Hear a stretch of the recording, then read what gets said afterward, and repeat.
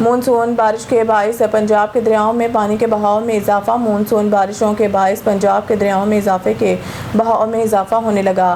پی D M اے پنجاب کے مطابق دریائے سندھ میں تربیلا اور چشمہ کے مقام پر نچلے درجے کے سیلاب کی صورتحال میں تربیلا میں پانی کا بہاؤ 3,36,000 جبکہ چشمہ میں 3,02,000 کیوسک ہے۔ دریائے چناب میں مرالہ اور قادر آباد کے مقام پر نچلے درجے کے سیلابی صورتحال ہے۔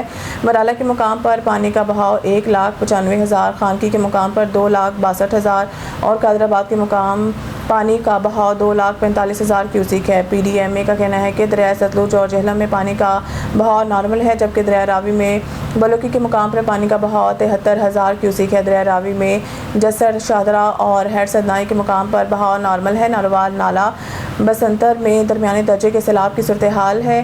گجرات نالہ بھمبر اور وزیرآباد نالہ پلکھو میں نچلے درجے کے سیلاب ہے۔ Director general P D M A کا کہنا ہے کہ بالائی علاقوں میں بارشوں کے سبب دریاؤں کے بہاؤ میں اضافہ ہوا۔